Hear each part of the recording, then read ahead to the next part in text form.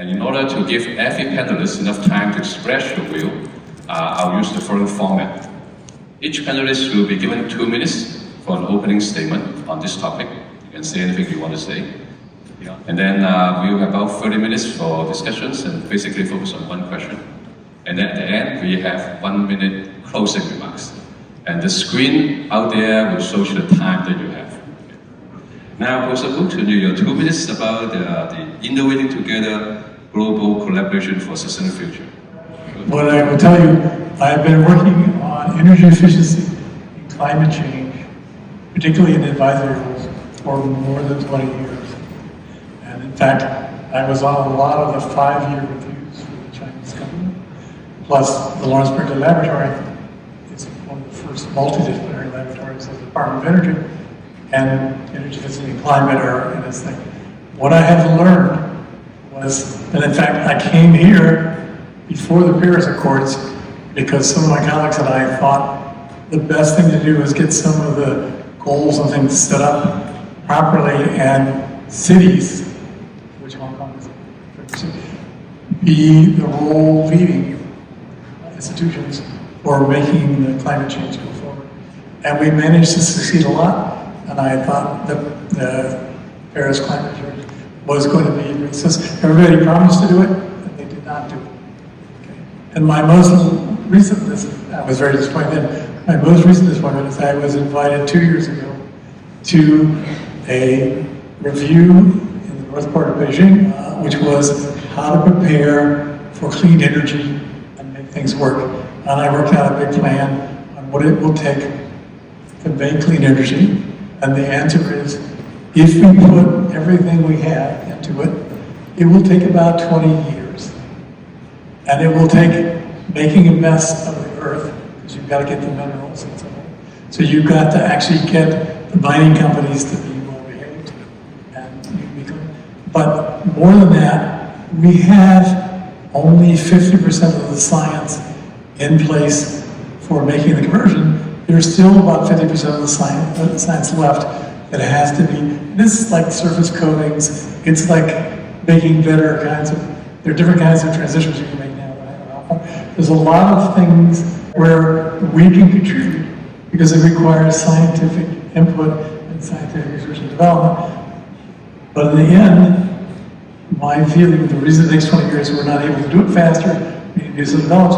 But the big issue is humans will not take more than 5% of the GDP to be making clean energy. They will not do that. I ask you, who here would turn off the air conditioner for the summer so that an island in the Pacific won't go underwater? I mean, the fact is, people like the lives the way they are, and they're willing to make the incredible sacrifices it would take to do faster. So we're looking at 20 years, it's going to be a really big effect. I agree. I call that the Newton's first law, or inertia. We won't change. And Darwin's told us that we don't look at long-term risk. What do you think about the critical factors for collaboration? I have to be a little bit of a downer here because I think it's people that are the problem. And if you look at what's happened at the UN COP meetings, you will notice the last couple of them have been held at greenhouse gas producing countries. And they have had no interest in making things happen. But let's talk about China for a minute. You understand the problem kind of makes me worried. China is the country that has done the most to make green energy. They've put more inventions in, more money in, more than. China also was surprised that because of the greenhouse gases that they put in, the electric bill in China was 5% higher than they predicted. It's because people needed air conditioning because it was hotter, heat waves. There were floods, you needed big pumps. There were several different issues that required a lot of extra power. Plus, it turns out there's a reason people want more power. I can go to this for you. It's a biological function that human beings have externalized, which is to maximize electrical production. Human beings like more electricity. So if you look at China, even though it claims it is a poor country, it's going to be able to fix some of those problems. Well, the problem's going to be severe. China has blown past the United States as has the most greenhouse gas production. It will very soon pass the United States in cumulative. The United States was peaking and starting down, but Europe had already been going down a fair amount. So India has blown past, and China's way ahead. If you look at what the problem is, China claims special things because they're a poor country. But China is not a poor country. China can afford to fix this thing. What problems is China going to have compared to other places? Not so bad. In the area around Shanghai, you're going to have to move 100 million people. Okay, well it's noticeable, but China could do it. What about the Greater Bay Area? That's the second biggest area. Okay, now we were lucky, Hong Kong was picked by the British to have a lot of high mountains in it, so only a part of Hong Kong is going to get wasted. Right? But the whole Bay Area is going to get very wasted. And a thing that I commented on 15 years ago here, so Hong Kong needs a place to make vaccines and treatments for diseases, because guess what's going to happen in the Bay Area? There are going to be floods all the time, there's going to be mosquitoes all the time, and all those diseases, they don't respect the boundary. The mosquitoes just fly here. It's going to be not even easy for Hong Kong. And then if it got rid of too many mangroves, they could be planting, hundreds of thousands of mangroves right now. It's going to be a mess. So it's only two areas in China got to be redone. Amazing. There's a few other places like that. China's a rich country and it can afford to do that. But there's a lot of countries that are not rich. So all those island nations in the Pacific, well, you can rope most of them off. But if you look, there's a new boundary between Bangladesh and India, because Bangladesh is not going to be there. And people were going to flee across the border, so they built a fence. What is that saying about how humans are reacting? I asked you the question, will you turn off your air conditioning? It's pretty hard here in the summer without air conditioning. And there's a secondary economics paradox, which is the cheaper something is, the more you use it. That started with lights. People started with candles. And eventually they have LEDs, and the price of lighting has fallen by a factor of 7,000. But the amount of money spending on lighting is bigger by a bigger factor. Right? Semiconductors is orders of magnitude bigger, both ways. And you're still spending huge amounts of money. People don't want to live without power and convenience. And they want to keep spending money on growing it. And right now, there are a lot of agents in the world who don't mind that a lot of people are going to die. They don't mind as long as they can keep selling their gas money. And so the big problem is to get people to realize we're all humans and that you have to share. You're absolutely right. Whatever is cheap, people use it more. Hong Kong electricity is probably one of the cheapest in the world. And so that's why all our shopping mall everywhere is air conditioning is turned down so much. I always joke that the way to really save energy in Hong Kong, save electricity, is to increase the electric bills we pay. And of course, it's not popular in Hong Kong to do that. The fact is, we have to realize that there are people who suffer very terribly from our everyday lives. We cut down 1.7 million trees a day for toilet paper.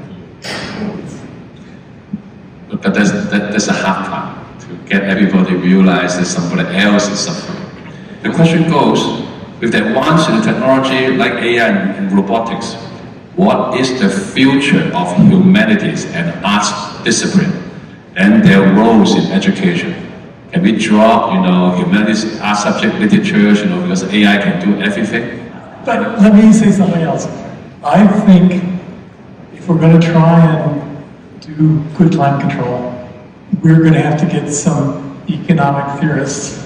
One of my colleagues, he was at Berkeley for some time, Daniel Kahneman, got the Nobel Prize for showing that one of the fundamental assumptions of economy is wrong. That's why, as scientists, we think, here's the data, here's the clear decision.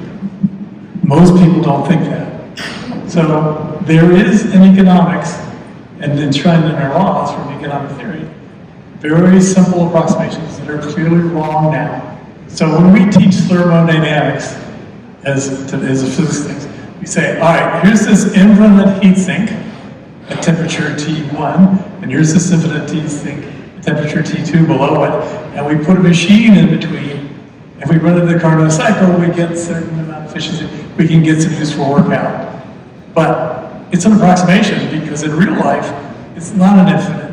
Economics is set on the basis that the Earth is an infinite source and sink. You can steal as much as you want from the Earth, and you can put as much stuff out in the atmosphere and the waters, the plastic in our head, as you want. That's not a true approximation.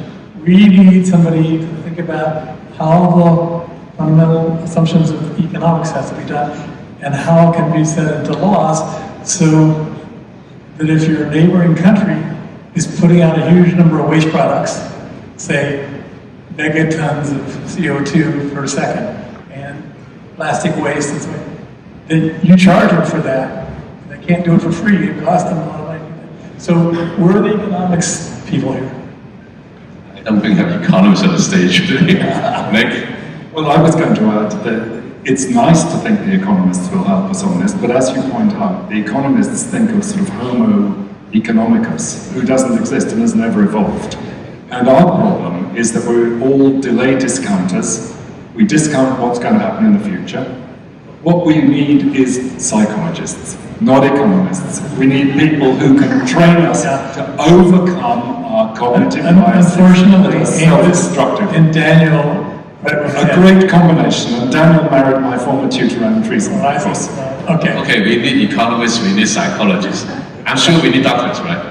Of course, we need doctors. And AI doctors. I don't think AI actually will replace doctors. In fact, something I learned from this morning was a stop, and that is, I don't think we should be talking about AI, we should be talking about DI, double intelligence. AI actually needs human intelligence to make something.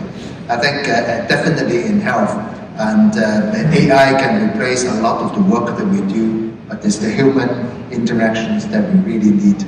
And when someone is sick, someone needs help, someone needs someone else.